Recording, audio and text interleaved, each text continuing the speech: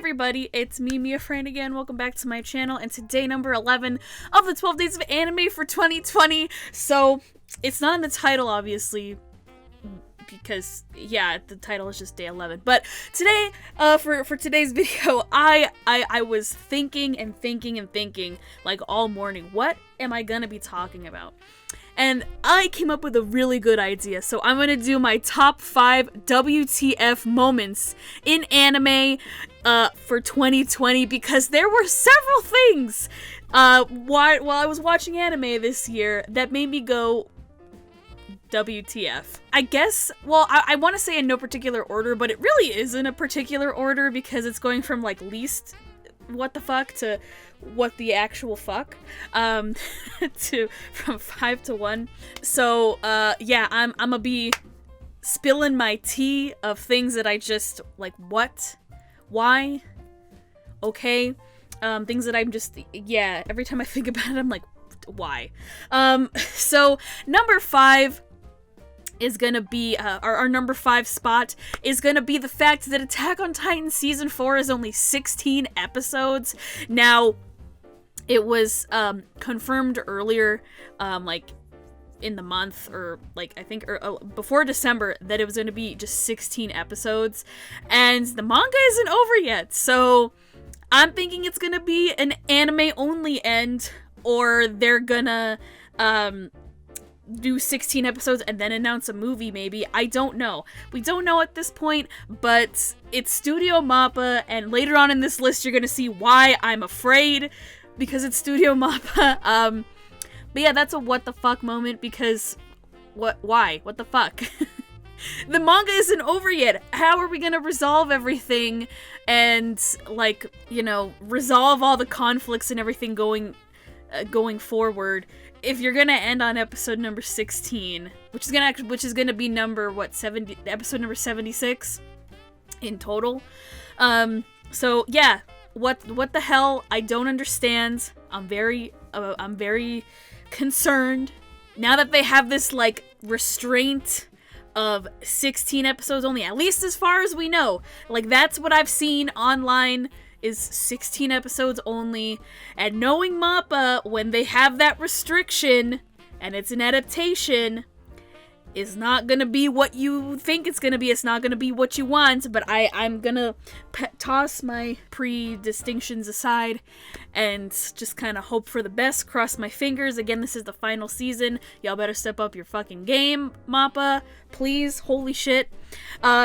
So, number 4, the number 4 moment is gonna be, spoilers, by the way, for a couple series from this year. Don't watch any further unless you don't mind being spoiled.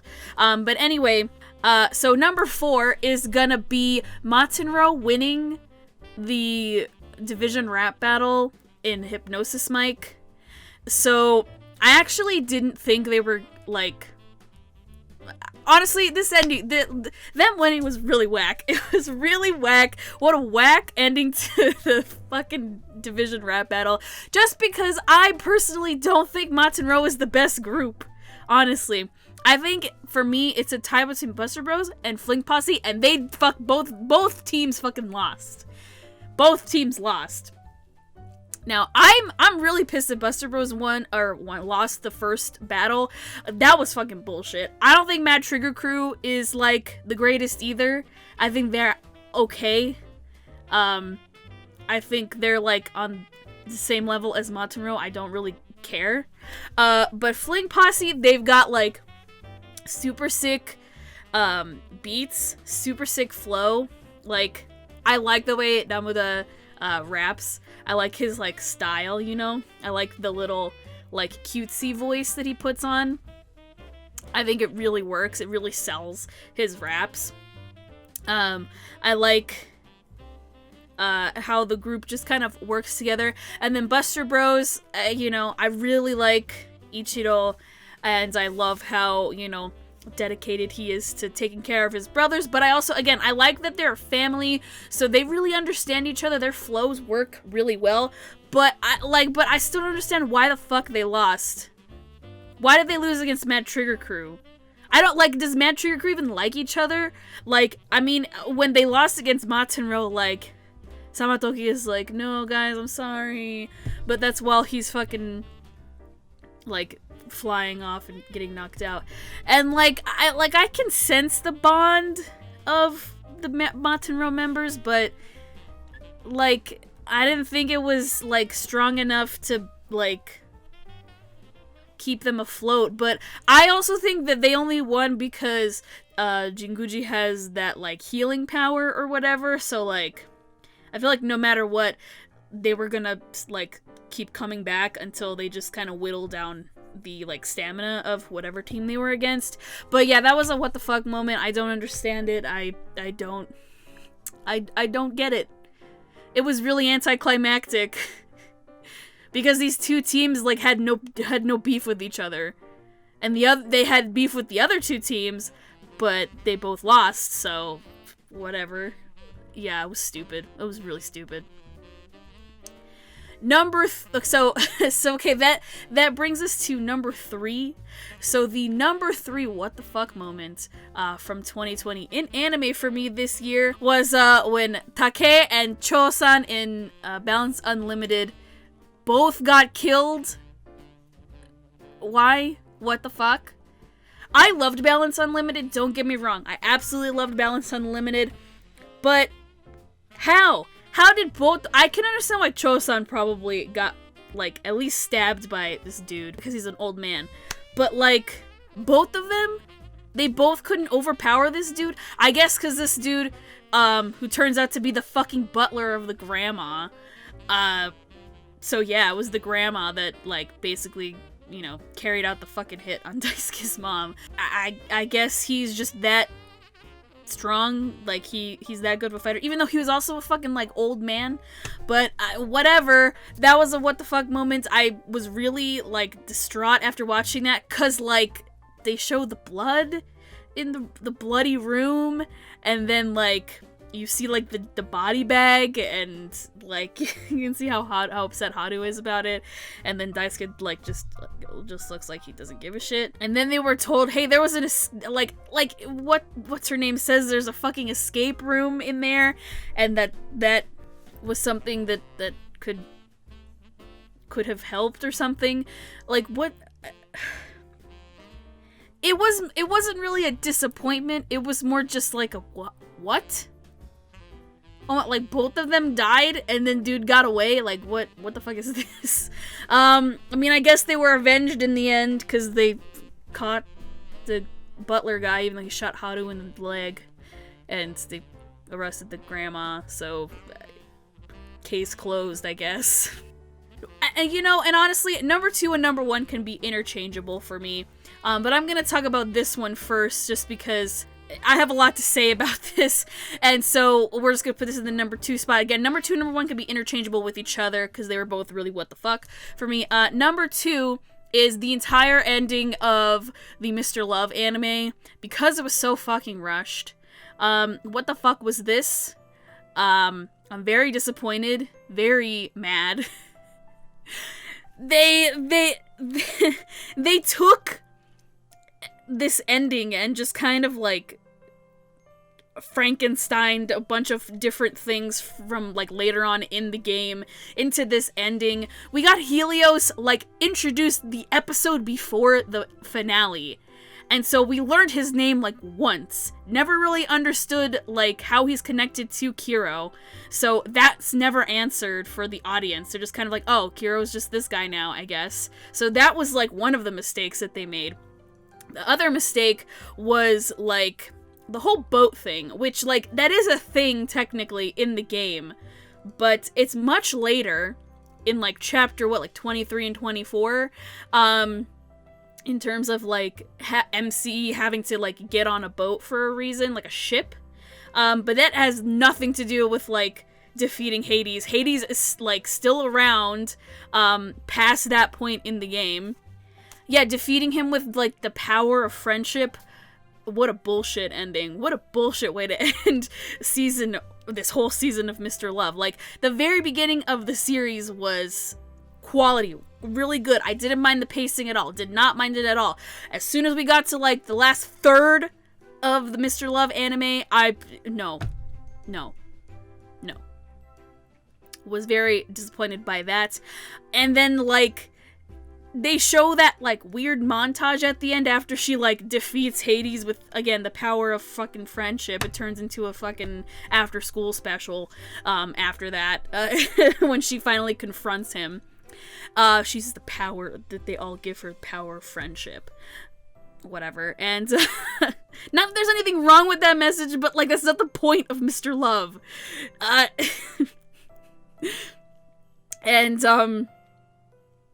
like, showing that little montage of everybody at the end, like, you show Gavin, like, doing, like, something for 2 seconds, Victor for 2 seconds, Kiro/Helios, you know, in hiding for, like, 2 seconds, and then for Lucian, you just show a fucking broken flower pot. Like, Lucian got done real dirty in the finale of the Mr. Love anime. Like, he really got done dirty right there. He, like, we didn't even get to see him, like, fight anybody. It was, like, leading up to him gonna fight, like, him actually gonna, like, fight somebody, and then they cut away, and then the next time we, like, see him, in terms of, like, what happened after the battle, is a fucking broken pot. And then they pulled out all these stops with the whole, like, oh, I don't have my powers anymore, and, like, everyone just kind of moved on, and it's okay, like, they put on this, like, it's hopeful at the end ending, where we finally see what happens to everybody. MC is, like, going just back to normal. She has no evol anymore. Again, stuff like that is present in the game, but it's very different, used very differently within the story, and, you know, the story is, like, still continuing, so, yeah, it makes no fucking sense. Gavin joined up with his dad, and it looks like he did it willingly and is like, oh, I'm having fun, like I'm doing it for fun, even though, like, that's not what happened in the game. He does not want to work with his dad. It's, like, begrudgingly. He doesn't kind of, like, look at it with, like, rose-colored glasses or anything. He's, like, not into it, but he does it anyway. They show Sabin at the end, like, looking at a box of, like, Kiro mementos and, like, looking sad, and then Kiro is like, I have to as Helios, like, I have to continue on within the darkness. Like, I guess that kind of plays within, like, what happens in the story and stuff with Kiro and Helios, but we don't know anything about Helios at the end of the Mr. Love anime. Like, we're barely introduced to him at all, so I just feel like it just confuses everybody. And then Victor has a broken watch, and it's just kind of reflecting on, like, what's happening. But they end it all, and then Lucian is like, well, I'm just going to try to figure things out a different way. Yeah.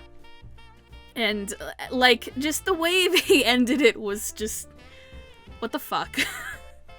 I don't, like, I could literally go into depth on, like, why I hated the ending of this, why they did it so dirty, why, like, again, I'm questioning why they did 12 episodes instead of, like, 24. At least if they did 24, they could have, like, introduced certain things, and, like, we could have spent more time focusing on things. Instead, it just turned into a giant what the fuck at the end of the day, and yeah, I don't know, and that's why I'm very, very hesitant, and very, like, I'm gonna be watching Attack on Titan like a hawk, in terms of, like, if I feel if it's, like, going too fast or anything like that. I haven't read that part up to the manga, this part of the manga, but, like, I'm a little scared because they fucked up Mr. Love, Mappa, and I don't know. I don't know what to feel. And again, so that's what I have to say about fucking Mr. Love, the anime. That was the whole, again, last third was what the fuck from me, personally. If you liked it, that's great, you know, then I assume you're probably an anime only. I highly recommend you play the game instead and enjoy the story that way, so that way you can appreciate the slow build up of all the different characters and their relationship with the main character, and within the story itself. Now, number one can be interchangeable with number 2, because I think these are both equally a big what the fuck moments, but the number 1 anime moment or moment in anime from 2020 that had me say what the fuck several times out loud while I tried to cover my eyes is the death by bunnies scene in Re:Zero Season 2. This is probably the most brutal way that Subaru has died in Re:Zero, and I hate it. I absolutely hate this scene. I hate looking at it. I hate that I can't look away. I want to stop looking. I hate how gruesome it is. I don't like this at all. Literally, when I saw this scene for the first time, I said what the fuck several times while I kept watching it. And just hearing his screams of terror and pain, yeah, it really seals it in for me. I hate this scene. I didn't want to see it happen again. And then they had to show Roswell getting eaten by the fucking bunnies later on too. So that was great. But yeah, that first initial scene of Subaru being eaten by bunnies was terrible and awful and a big what the fuck moment, and I hate it so much. Yeah, I don't want to experience that again, but I'm sure with Re:Zero we're gonna experience some more gruesome shit going down again and again and again and again and again and again. So yeah, especially God, when they cut to his eyes and they're all bloody red, I hate it. I don't like it. It's awful. It's bad. It makes me like not cringe from embarrassment, but just like cringe and wince in fear and terror, and what the fuck. So there you go, guys. Those are my top 5 what the fuck moments in anime in 2020. Yeah. Maybe I should do this again next year. I think this is, there's definitely gonna be some more moments. There are more moments, honestly, this year that have made me go, what the fuck, but WTF. But I think these 5 moments for me really stood out, and I really needed to just kind of talk them over and discuss them with you guys. Tomorrow is, tonight's Christmas Eve, but tomorrow is Christmas Day, so tomorrow night, for the 12th and final day of anime, I am going to be doing a live stream here on my YouTube channel. I'm gonna have to figure out what time. It's gonna be in the evening, so maybe around like 7 or 8 o'clock at the latest, 8 o'clock probably. Mountain Standard Time. We're gonna be live here. I'm gonna be doing a husbando tier list. I have had lots of submissions on Twitter from some lovely followers for me to rate their husbandos on a tier list from grade S all the way to F tier. And I'm gonna be doing it based on looks if I don't know them, or if I am familiar with the characters or the series, then I will be giving my honest opinions about some of these characters. It's all gonna be in good fun, you know, I don't want to hurt anybody's feelings, but, you know, we don't all like the same things, but I think it's going to be a lot of fun. And then after the tier list is up, I'm going to invite Chantal over here onto my channel, and we're going to just be talking about, you know, stuff in anime that we wanted to talk about, you know, go over things, maybe show you guys what we got for Christmas, things like that. So I hope you guys come out and have some fun with us. You know, definitely leave your comments in the chat. You know, let me know what you're thinking, and maybe give us some questions about stuff, you know, in anime that we enjoyed or didn't enjoy this year in 2020. And yeah, I look forward to tomorrow night. It's gonna be very exciting. So if you do celebrate Christmas, you know, Merry Christmas Eve for everybody tonight. I need to finish wrapping presents, actually, so after I edit this video, that's what I'm going to be doing, is wrapping presents. And again, if you guys like my videos, please don't forget to subscribe. I'm almost to 600 subscribers. Holy shit. Very excited about that. Hopefully we can get to 600 before 2020 is over. And follow me on Twitter. All my links are in the description down below. And have fun, stay safe, and I will see you tomorrow on Christmas Day for the 12th day of anime 2020. Bye, guys!